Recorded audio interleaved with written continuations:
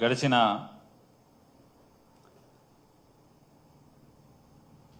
December 10వ తారీఖు నుంచి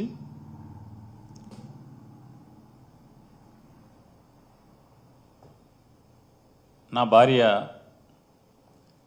శ్రీమతి జయసుధ గారి పేరు మీద ఉన్నటువంటి అంటే వారిచే నిర్మాణం చేయబడినటువంటి గోడౌన్ని గడిచిన 2 సంవత్సరాలుగా సివిల్ సప్లైస్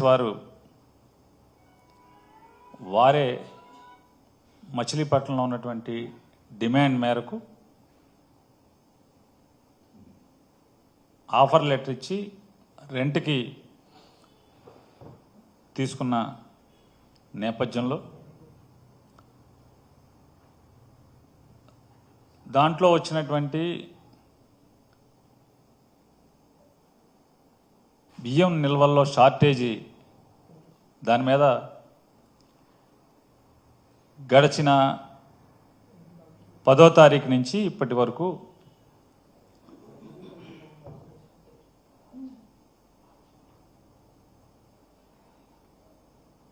పేర్ని నాని ఒక అక్రమార్కుడిగా నేనేదో ఉద్దేశపూర్వకంగా తప్పుడు పనులు చేశానని చెప్పని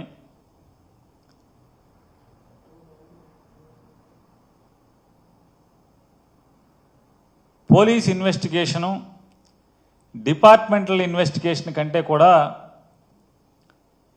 మీడియా సోషల్ మీడియా అత్యుత్సాహంతో విపరీతమైనటువంటి రాజకీయ కక్షతో చిలవలు పలవలుగా పుంకాలుగా రోజు వండి వార్చుతున్నటువంటి పరిస్థితులన్నీ తెలుగు సమాజం అంతా కూడా చూస్తుంది. వాస్తవంగా దాంట్లో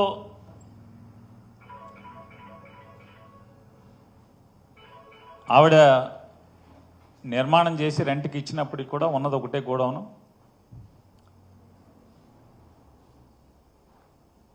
మా అత్తమామలు కానీ మేం కానీ అంటే ఆలోచన ఏంటంటే వయసు 60కి దగ్గరికి వెళ్తున్నాం, రిటైర్ అయితే లేకపోతే ఏ వ్యాపకం చేయలేని అంటే రిటైర్ అంటే ఏదైనా వ్యాపారమో లేకపోతే కాంట్రాక్ట్లో ఇంకోటో ఏదైనా వ్యాపారం చేయలేని పరిస్థితులు ఉంటే ఏదైనా రెంట్ వస్తుంది అనే ఆలోచనతో చేసినటువంటి నిర్మాణం. రెండోది ఏంటంటే పోర్టు తొందరలో పూర్తవుతుంది, ఎవరో ఒకళ్ళు వచ్చి రెంట్ తీసుకుంటారనేటువంటి నేపథ్యంలో దాన్ని నిర్మాణం చేసిన పరిస్థితులు. సాధారణంగా నేను కానీ నా శ్రీమతి గారు కానీ అసలు దాంట్లోకి వెళ్తాం అనేది దానికి రోజు వెళ్ళి చూడటం లేకపోతే మధ్యలో వెళ్ళి చూడటం ఇట్లాంటి డే టు డే ఆపరేషన్స్ అన్నీ కూడా మేనేజర్ని పెట్టుకుని స్టాఫ్ని పెట్టుకుని ఆపరేషన్స్ జరుగుతున్నాయి. 25 నవంబర్ 2024 తారీఖున 25వ తారీఖు నవంబర్ 2024న ఆ గోడౌన్స్ కేర్ టేకర్గా ఉన్నటువంటి అంటే అక్కడ ఆపరేషన్స్ చూస్తున్నటువంటి మేనేజరు వచ్చి షార్టేజీ కనపడుతుందండి, ఏంటో మాకు అర్థం కాలేదు, రికార్డ్స్ అన్ని చూసుకున్నాం, చూసుకుంటే లారీ కాట ఏదో తేడా కనపడుతుందండి, వేరియేషన్ ఉంది అని చెప్పని చెప్తే మేము కూడా ఆందోళన చెందిన మాట వాస్తవం. అంటే మా శ్రీమతి గారు ఆందోళన చెంది వెంటనే ఆవిడ 26వ తారీఖున ఇందులో మాకేం పాపం పుణ్యం తెలియదు, అయినప్పటికీ కూడా గవర్నమెంట్కి ఏదైనా నష్టం జరిగితే అది ప్రజాధనం కాబట్టి వెంటనే దాన్ని భర్తీ చేయాల్సినటువంటి నైతిక బాధ్యత మన మీద ఉంటుంది. కోర్టులకి వాటికి వీటికి వెళ్ళటం లేకపోతే వేచి చూడటం ఇట్లాంటి కరెక్ట్ కాదని చెప్పని, రెండు ఇట్లా లోపం ఉంది అని తెలిసినప్పుడు మనమే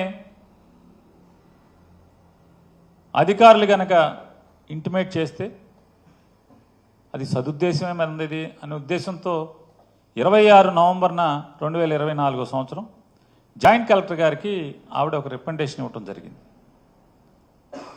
అలాగే 30/11/2024న ఇది అంటే ఇప్పటికే చాలామంది దగ్గర ఉండుంటుంది.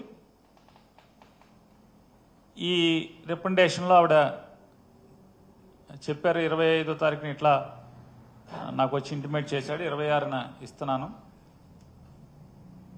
టెక్నికల్గా మా పైన దోషం లేనప్పటికి కూడా నైతికంగా మేము దాన్ని ఆ బాధ్యతని తీసుకుని ఆ నష్టాన్ని భర్తీ చేయడానికి సిద్ధంగా ఉన్నాం. మీరు క్యాష్ కట్టమంటే క్యాష్, లేదంటే కనుక మార్కెట్లో ఓపెన్ మార్కెట్లో స్టాకు బియ్యాన్ని పర్చేజ్ చేసి మీకు అందజేయమంటే అందజేస్తామని చెప్పని లెటర్ ఇవ్వడం జరిగింది. అట్లాగే 10వ తారీఖున కూడా 30వ తారీఖున మేనేజర్, గోడౌన్ మేనేజర్ గారు కూడా ఆయన డిఎస్ఓ గారికి ఒక రికమెండేషన్ ఇచ్చారు. దీని మీదే ఇలా ఉంది, దానికి కారణాలు ఏమేంటి అనేది కూడా ఆయన ఈ రికమెండేషన్లో ఇచ్చారు. 4వ తారీఖున 4 డిసెంబర్ అంటే 26వ తారీఖున జాయింట్ కలెక్టర్ గారికి రికమెండేషన్ ఇస్తే 4వ తారీఖున జాయింట్ కలెక్టర్ గారు, జిల్లా సివిల్ సప్లైస్ అధికారులు అందరూ కలిసి ఇన్స్పెక్షన్ చేయటం, ఫిజికల్గా స్టాక్ వెరిఫికేషను, రికార్డ్ వెరిఫికేషను, మేనేజర్ని విచారణ చేసి వారు సివిల్ సప్లైస్ అధికారుల దగ్గర ఆ జాయింట్ ఇన్స్పెక్షన్ రిపోర్ట్స్ అన్ని కూడా తీసుకున్న దరిమిలా అంటే వారొక రిపోర్ట్ని ఎండీ గారికి కూడా రాయటం జరిగింది. ఎప్పుడు 4వ తారీఖున ఈ లెటర్ వారు ఎండీ గారికి రాయటం జరిగింది, సివిల్ సప్లైస్ ఎండీ గారికి. రాస్తే 10వ తారీఖు VC and MD civil supplies corporation వారు జాయింట్ కలెక్టర్ గారు రాసినటువంటి 4వ తారీఖు రాసిన లెటర్ మీద వారు రిప్లై ఇస్తూ డబ్బులు కట్టించుకోండి, క్రిమినల్ కేసు కూడా పెట్టండి అని చెప్పి ఆయన ఉత్తర్వులు ఇచ్చినట్టుగా లెటర్ పంపించినట్టుగా ఉంది. ఆ లెటరు వచ్చిన దరిమిల 10వ తారీఖున శ్రీమతి జయసుధ గారు, నా భార్య శ్రీమతి జయసుధ గారి పేరు మీద, అట్లాగే మేనేజర్ పేరు మీద A1 A2లుగా రాత్రి 9 గంటల ఆ టైంకి ఎఫ్ఐఆర్ నమోదు చేసి 11వ తారీఖున కోర్టుకు పంపించారు. అట్లాగే 10వ తారీఖున జాయింట్ కలెక్టర్ గారు, కృష్ణా జిల్లా జాయింట్ కలెక్టర్ గారు ఈ నోటీస్ మీద సంతకం పెట్టారు. ఇది వారు 4వ తారీఖు రాసిన లెటర్. ఇది ఈ నోటీస్ మీద సంతకం పెట్టారు. ఈ నోటీసు శ్రీమతి జయసుధ గారికి, అట్లాగే మేనేజర్కి, వీసీ అండ్ ఎండీకి, district manager and district magistrate and కలెక్టర్కి, superintendent of police Bandar taluka Machilipatnam అని రాశారు. For information station officer, RDO, tahsildar వీళ్ళందరూ కూడా తలొక కాపీ పెట్టారు. దాంట్లో వారు ఏం చెప్పారంటే, మీ దగ్గర స్టాకు వేరియేషన్ కనపడుతుంది, 3708 బస్తాలు. కాబట్టి దాని తాలూకా మీరు పెనాల్టీతో సహా కలిపి 1,70,50,800 జమ చేయండి 3 రోజుల్లోపు అని చెప్పని నోటీస్ మీద సంతకం అయితే పెట్టారు. కానీ దాన్ని శుక్రవారం 13వ తారీఖు శుక్రవారం మధ్యాహ్నం 2-3 గంటల మధ్యలో 2 గంటలు 3 గంటల మధ్యలో గోడౌన్కి ఎవరో ఒక అతను వచ్చి అంటించి వెళ్ళారని చెప్పని గోడౌన్లో ఉన్నటువంటి సెక్యూరిటీ గార్డు అప్పటికే 10వ తారీఖు ఎఫ్ఐఆర్ నమోదైన దృష్ట్యా మా లీగల్ టీం ఇవన్నీ కూడా బాధ్యతలు తీసుకుని న్యాయ సహాయం కోసం వారందరూ కూడా లేకపోతే ఇదంతా కూడా రికమెండేషన్లు ఇస్తూ తిరుగుతూ వారికి ఎప్పుడైతే గోడౌన్ దగ్గర సమాచారం వస్తే వారి ప్లేడర్లు వెళ్ళి చూసి ఆ శ్రీమతి గారికి అప్పటికే అంటే ఆవిడ ఇంటిమేషన్ చేయటం వెంటనే అంటే అనిపించింది ప్లేడర్లు నాతో చెప్పింది మేడం గారికి కూడా చెప్పామండి జయసుధ గారికి ఉద్దేశపూర్వకంగా 10వ తారీఖు సంతకం పెట్టినప్పటికి కూడా 13వ తారీఖు శుక్రవారం మధ్యాహ్నం బ్యాంక్ టైమింగ్స్ అంటే bank operation timings edge of the మూమెంట్లో నోటీస్ అతికిచ్చి తెల్లారి శనివారం బ్యాంక్ హాలిడే ఆదివారం బ్యాంక్ హాలిడే కాబట్టి దీన్ని ఏదో ఫెయిల్ చేయాలనేటువంటి ఉద్దేశంతో దానికోసం అంటించినట్టుగా కనపడుతుందండి అని చెప్తే సరే ఎన్ని తిప్పలు పడ్డామా ఎన్ని పిల్లి మొగ్గలు వేశారా నా భార్య అందరూ కలిసి కుటుంబ సభ్యులు ఆవిడ చివరికి ఆ డబ్బుల్ని ఫెయిల్ అవ్వకూడదు అనేది చేసుకుని ఆ డబ్బుల్ని జమ చేసి జాయింట్ కలెక్టర్ గారికి లెటర్ ఇస్తూ ఆ లెటర్లో కూడా వారు చెప్పడం జరిగింది కేవలం నైతిక బాధ్యత తీసుకుని మీ యొక్క ఆదేశాలని గౌరవించటానికి మాత్రమే ఈ డబ్బు జమ చేస్తున్నాను తప్పితే మీరు దాంట్లో ఎట్రిబ్యూట్ చేసినటువంటి లేదా ఆరోపించబడినటువంటి ఏ నిందలు కానీ ఏ కార్యక్రమాలకు కానీ మేము అంగీకరించట్లేదు, మేము డినై చేస్తున్నాము అవన్నీ కూడా చెప్తూ వారికి లెటర్ కూడా ఇవ్వటం జరిగింది జాయింట్ కలెక్టర్ గారికి. అంటే జయసుధ గారు తరపున వకీల్ గారు ప్లేటర్ గారు వెళ్ళి జేసీ గారిని కలిసి అందజేయటం జరిగింది.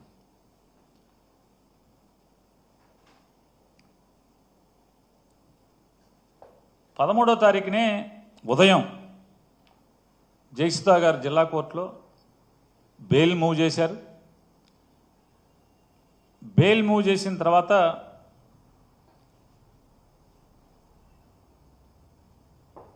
ఉద్దేశపూర్వకంగా బెయిల్ని డిలే చేయటం కోసం దానిలో ఉన్న పీపీని మార్చి నేను కొత్తగా ఛార్జ్ తీసుకున్నాను కాబట్టి అంటే విజయవాడ నుంచి డిప్యూటీ డైరెక్టర్ ప్రాసిక్యూషన్స్ హోదాలో ఉన్నటువంటి ఒక ప్రభుత్వ న్యాయ నిపుణులు అంటే గవర్నమెంట్ లీడర్ గారిని అపాయింట్ చేశారు. వారు వచ్చి నాకు సమయం కావాలి ఇవాళ ఉద్యోగంలోకి వచ్చాను అని చెప్పటం, వెంటనే మళ్ళీ వాయిదా తీసుకోవటం, వాయిదా తీసుకున్న రోజు మళ్ళీ వచ్చి పోలీసులు కేస్ డైరీని కోర్టుకు సబ్మిట్ చేయలేదండి. ఎందుకంటే అది సరాసరి పోలీస్కి జడ్జి గారికి సంబంధించినటువంటి అంటే ఫైనల్ ఛార్జ్ షీట్ వేసే వరకు కూడా అది సీక్రెట్ డాక్యుమెంట్ కాబట్టి పోలీసు అప్పటి వరకు వారు ఏమేమి ఇన్వెస్టిగేషన్ చేశారు, ఈ దీంట్లో ఏమేమి వాళ్ళు తప్పులు కనుగొని పసిగట్టి డాక్యుమెంటరీ ఎవిడెన్స్తో సహా వారు నిర్ధారణకు వచ్చారో అవన్నీ కూడా జడ్జి గారికి రాసి ఇవ్వాల్సినటువంటి రిపోర్టు. ఆ రోజు కూడా పోలీసులు ఇంకా సీడీ తయారు చేయలేదండి అని చెప్పిన వాయిదా తీసుకుని నెక్స్ట్ వెంటనే ఆ పీపీ గారితో సెలవు పెట్టించారు. సెలవు పెట్టించి మళ్ళీ ఇంకొక వాయిదా, పీపీ గారి సెలవు అంటే ఇంకొక వాయిదా, మళ్ళీ ఆ సెలవు రోజుకి ఆవిడ రారని చెప్పని కొత్తగా మళ్ళీ ఒక మూడో కృష్ణుని ఇంకో మూడో పీపీని కొత్తగా అపాయింట్ చేసి అంటే ఇదంతా అంటే ఏదో రకంగా శ్రీమతి జయసుధ గారిని అట్లాగే వారిని అరెస్ట్ చేయడమే కాకుండా పేర్ని నానిని కూడా ఖచ్చితంగా అరెస్ట్ చేయాలనేటువంటి రాజకీయ కక్షతో ఈ కార్యక్రమాలన్నీ చేసుకుంటూ వస్తున్నారు. ఇదైతే అంటే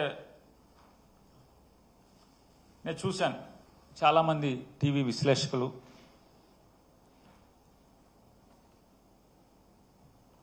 అట్లాగే మంత్రులు ఏడి పేరు నాని ఏడి ఎక్కడికి వెళ్ళిపోయాడు మాట్లాడ్డే ఇన్నాళ్ళు ప్రతిదాన్ని వైసీపీ తరపున భుజాన్ని వేసుకుని మాట్లాడేవాడు వాడి విషయానికి వచ్చేప్పటికి ఆడేం మాట్లాడట్లేదు ఏమైపోయాడు పారిపోయాడు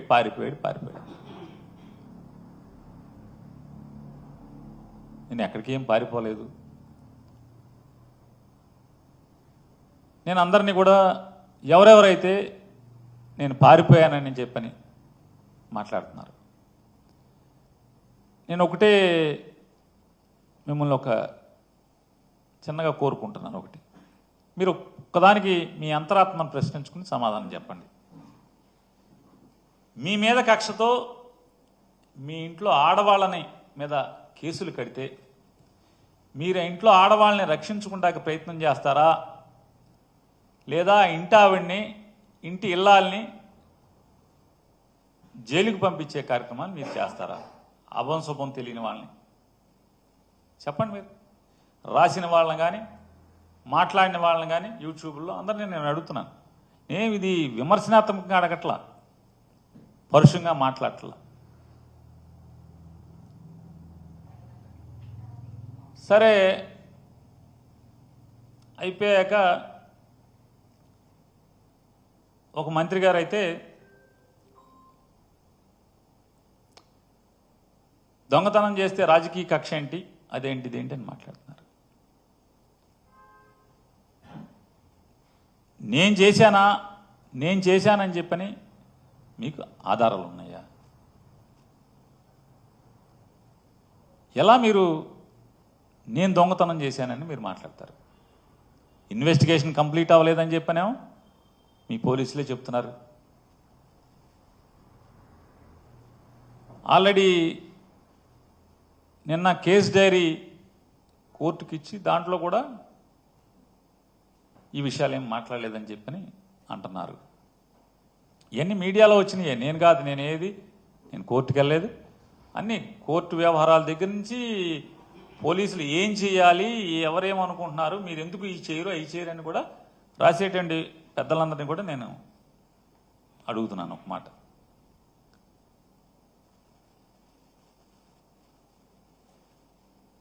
కేవలం అద్దెకి ఆశపడి గోడౌన్ కడతమే తప్పితే అద్దె వస్తుంది, దాని మీద లోన్ ఉంది, ఓ 3 ఏళ్ళో 4 ఏళ్ళకో లోన్ తీరిపోతే తర్వాత ఖర్చులు పోను వచ్చేది ఉంటే సరే చచ్చిపోయే వరకు బతకడానికి సరిపోద్దని కట్టింది తప్పితే తప్పుడు పనులను చేద్దామని కాదు కదా. నిజంగా తప్పుడు పనులను చేయాలంటే ఇదే కావాలా? ఇది చేస్తాడు ఎవడన్నా? ఇది చేస్తారా?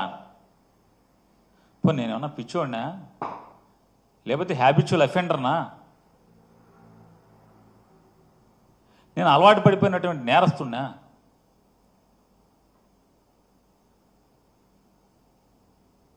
మంత్రిగా ఈ రాష్ట్రానికి మంత్రిగా నేను పనిచేసినప్పుడు వెనకలకి పెద్దలు చెప్పిన సామెత ఉంటుంది కదా, మంచోడి మొహమాటం మాంసం కూర ఉన్న దగ్గర భోజనం దగ్గరను చూడమని చెప్తారు. అంటే నాన్ వెజిటేరియన్ తినేవాళ్ళ సామెత అది. నేను మంత్రిగా పనిచేశాను కదా, ఇవాళ ఉన్నటువంటి డీజీపీ గారు నేను కలిసి పనిచేశాం.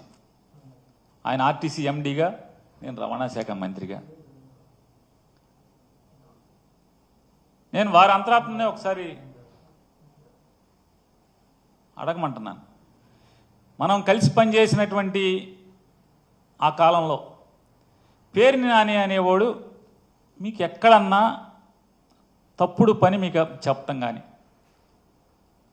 లాభాపేక్షతో మీకు ఒక ఆదేశం ఇవ్వటం కానీ, మీ మీద ఒత్తిడి చేయటం కానీ, లేదా పాత డీజీపీ గారు కూడా ఉన్నారు, రిటైర్డ్ డీజీపీ గారు కూడా, వారిద్దరూ నేను కలిసి పనిచేశాం. ఏనాడన్నా ఒక తప్పుడు పని, కక్కుర్తి పనికి మీ మీద ఒత్తిడి చేయటం, మిమ్మల్ని అడగటం, మిమ్మల్ని ఆదేశించటం ఇప్పుడున్న జరిగిందా? నా క్యారెక్టర్ మీకు క్షుణ్ణంగా దగ్గరగా చూసిన అధికారుల్లో మీరు ఉన్నారు. లేదు, రవాణా శాఖలో వందల మంది అధికారులు ఉన్నారు. ఏ అధికారులను అడగండి.